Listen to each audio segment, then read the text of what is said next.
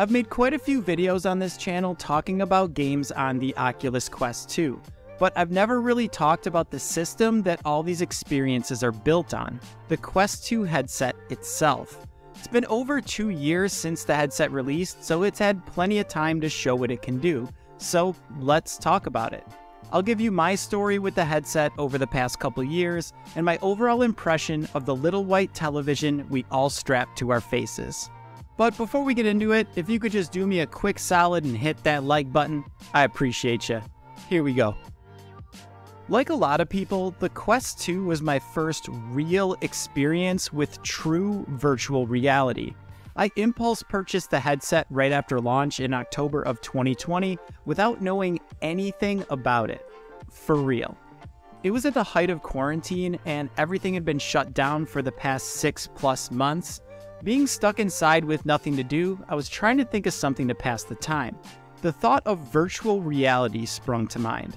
I in no way had any idea what the current state of VR looked like, but like most people, one name came to mind, so I Googled it. Oculus. And I was amazed to find that Oculus had just released a brand new headset a few days earlier.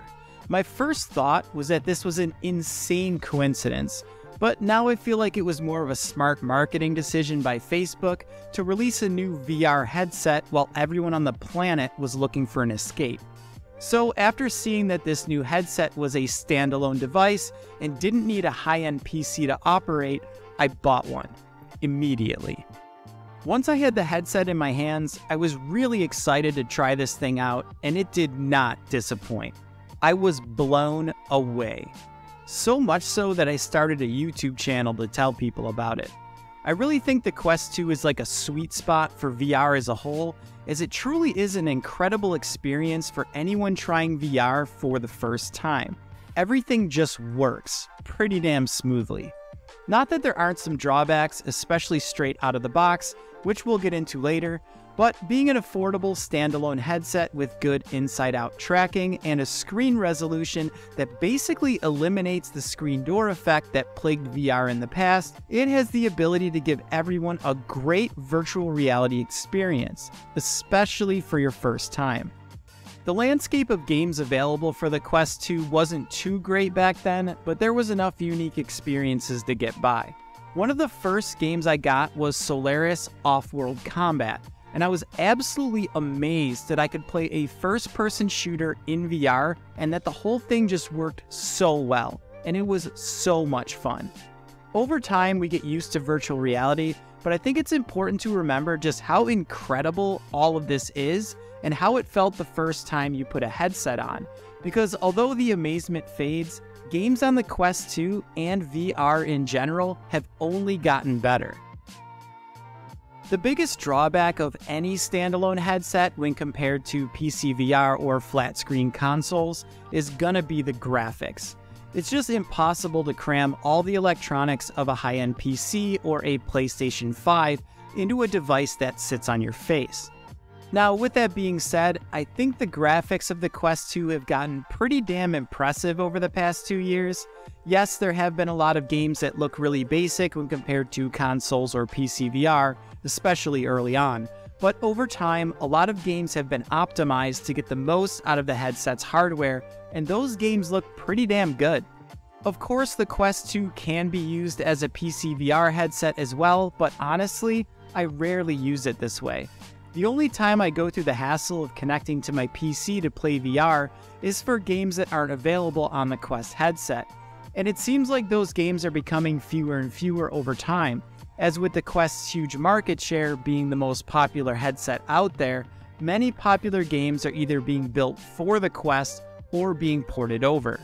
Now, I want to be clear, I in no way think PC VR should be abandoned, as it's truly an incredible experience to see what VR is capable of when using a PC to power it, and whether or not the Quest dominance is a good or bad thing is certainly debatable.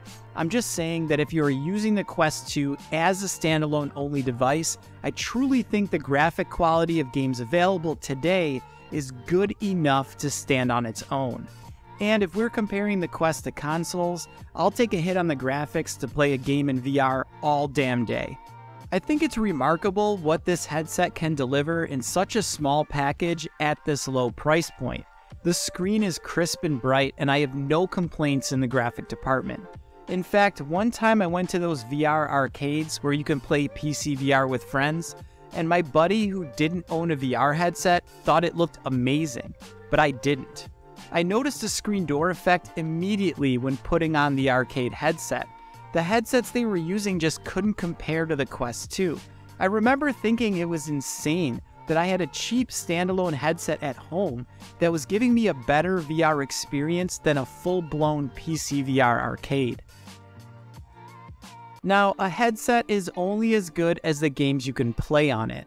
One of the biggest Quest 2 complaints that I've heard over the past 2 years is that there aren't enough AAA games released for the system.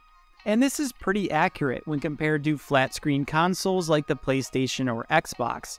VR just doesn't have the same size audience that flat-screen games do, so most game developers would prefer to develop flat-screen games because that's where most of the money is. And you can't really fault them for this. They're trying to run a successful business after all. With that being said, if we disregard the frequency that AAA games are actually released on the Quest 2 and look at all of them as a whole, what is here today is pretty damn impressive. Want a full-blown Call of Duty experience in VR? We have Contractors, which has really come into its own this past year with full mod support, including maps from all sorts of popular games like CSGO and even the Call of Duty series itself. Walking Dead, Saints and Sinners 1 and 2 provide about the fullest AAA zombie game experience you could ever ask for, complete with story, weapon crafting, scavenging, and incredibly realistic melee combat. Into the Radius is another absolute banger of a VR game, which just came over to the Quest this past year. Those are just 3 examples, but my point is there absolutely are AAA games available on the Quest 2 headset, but I feel like the general population who doesn't own a VR headset still associate it with basic titles like Beat Saber. And nothing against Beat Saber, it's super fun, but the Quest 2 is much more than that today. However, there does seem to be long periods of time that pass while Quest users await the next big release, and some titles that are announced either get pushed way back or never seem to happen. Assassin's Creed, Splinter Cell, and GTA San Andreas are the 3 that immediately come to mind. These 3 titles alone could have a huge impact not only on the Quest headset, but on VR adoption in general. Okay, this wouldn't be an honest take on the Quest 2 if we didn't talk about the stock head strap that's included in the box. It's fucking terrible. It became apparent right away that using the headset as is for any decent period of time was a no-go. I mean, it technically works, but in no way is it comfortable or sturdy. And I've always thought this was the biggest mistake Oculus made with the release of the Quest 2. Why release what is honestly a pretty groundbreaking headset with such an awful way to attach it to your face? I know they were trying to keep the cost down so it could be sold around the $300 range initially, and I get that, but everyone's first impression of the headset is important, and giving everyone the equivalent of an underwear waistband as the default way to use it is not a good look. The Elite strap, however, is pretty great, and it's really just a couple pieces of plastic with a little rubber on the back. I don't know how much this thing costs to manufacture, but it can't be much. And Meta is charging an extra $60 for it if you would actually like to have a really enjoyable Quest 2 experience. I'm not a businessman, but I really think if they went the extra mile and included the Elite strap right out of the box, everyone would have had a better first impression, played VR longer, and as a result, probably purchased more games. Now, my Elite strap did break like so many others out there, but they did send me a replacement free of charge, and I actually taped up the broken one as well, and it still works to this day. Anyway, there's no shortage of third-party options out there for anyone who doesn't want Meta's $60 Elite strap, and I've heard good things about some of them, like the Halo strap. Just know if you're looking to buy a Quest 2, you should add in the cost of a better strap immediately to have a great experience. So, when the Quest 2 originally released, there were 2 storage options, 64 gigs and 256 gigs. And I think everyone had the same question about this. Why the hell is there such a massive gap between these two options? Keeping in mind that this is a standalone headset that does not have expandable storage, 64 gigs doesn't seem like enough storage for any real VR user.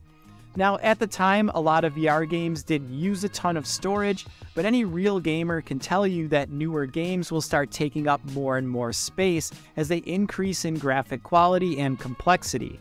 Even games that are already released can grow quite a bit through updates and expansions. For example, Superhot, Beat Saber, and Pistol Whip all took up around 2 gigs or less, at least initially, whereas Contractors was 11 gigabytes and Medal of Honor was a whopping 44 gigabytes. It was pretty obvious that the 64 gigabyte model could really only be utilized by those wanting to use the Quest primarily for PC VR, whereas the games would be stored on their PC and not the headset itself. Around a year later, Meta axed the 64 gigabyte version and replaced it with the 128 model that we all know today as the base unit, and rightfully so. This should have been the base model all along. What is really sad about this is that a lot of people were stuck with this 64 gigabyte model, and those people were all Quest 2 early adopters who purchased the headset within that first year. And I'm sure a lot of these were children. Any parent who was buying the Quest for their kid would have most likely grabbed the cheapest model available, and now those kids are stuck with a headset that can barely hold any games. It's just another big launch misstep that I thought was worth mentioning because I think it's an important event in the timeline of the Quest 2. Battery life is pretty important for a headset that doesn't connect to anything during play. The Quest 2 is advertised with a 2-hour battery life when charged up to the max, and about 1 hour to charge it up using the Oculus brand charger out of the box, and I found this to be fairly accurate. It does vary depending on which experience you're playing. Some games are more battery intensive than others, but 2 hours is a pretty good estimate overall. And I think this is actually a pretty good amount of time for a standalone headset battery to last. It's pretty much right where it needs to be. I wouldn't really expect a standalone headset to last longer than 2 hours, given all the insane stuff it has to do to put you inside of virtual worlds. And any less, and it wouldn't really be adequate for most people who want to spend a decent amount of time in a game without charging. Now, you're probably still going to want some sort of mobile charging option for this thing, as it is still a pain to charge in between if you want to hop back in, or just stay in VR longer than 2 hours. Having any sort of time restraint sucks in VR, as I found myself often just getting into some good shit, only to find the Oculus battery percent in the single digits. Well, the good news is there are many options out there to solve this problem. You could go the official and expensive route with the Elite strap with battery. There are third-party straps with batteries as well, and third-party batteries that are made to connect to Quest straps. You could even just connect a phone power bank and toss it into the hood of a hoodie. I had a decent power bank I wasn't really using, and I actually just taped it to the back of my Elite strap. It works great, and I can play for 4 to 5 hours without needing to recharge. Now, I'm sure a lot of you know this, but the price of the Oculus Quest 2 is subsidized by your data. Meaning the only reason it's this affordable is because it's owned by Facebook and they're harvesting your real-world data. Think about it. The only 2 headsets that are in this price range right now are the Quest 2 and the Pico 4, which are owned by the data-driven tech giants Facebook and TikTok, respectively. This isn't earth-shattering news or anything, and most of us have come to grips with the fact that our data is being harvested all the time these days. But I thought it was worth mentioning as this really hasn't been done before in the VR space. I'm pretty sure this was the reason everyone had to have a Facebook account to use the Quest 2 back when it launched. I obviously use the headset all the time, so this certainly isn't a deal breaker for me, but I think there is a legitimate concern people have that this headset, which is quite literally covered in cameras, is owned and controlled by the one tech company everyone associates with data abuse. So overall, I think the Quest 2 is exactly what it set out to be, a really solid entry-level VR standalone headset. When Meta released this thing, their whole goal was to get as many people to try VR as possible, and they did that by trying to make the Quest 2 decent and affordable. and I think that's exactly what it is. It provides a great all-around virtual reality experience at a price point that most people are comfortable with when it comes to a new gaming console. I use my headset almost every day, sometimes for hours on end. It's great to see all the games and experiences that have come along these past couple of years, and I'll continue to share those experiences with all of you. And it looks like there may be a Quest 3 coming along sometime later this year, which I'm pretty damn excited for. Listen, if you're still watching this, you're the real MVP. I appreciate you listening to my thoughts on this one. This video was a little different from my usual game reviews, and I appreciate you listening to everything I had to say on this. This one took me a lot longer to put together, and you could really help me out by hitting that like button or dropping a comment. Let me know what you thought of it. Your feedback is super important to me. If you want to hear me talk some more, consider subscribing. I'll leave links to some of the games mentioned in this video down in the description, or check out one of my other videos YouTube thinks you'll like that are popping up on your screen right now.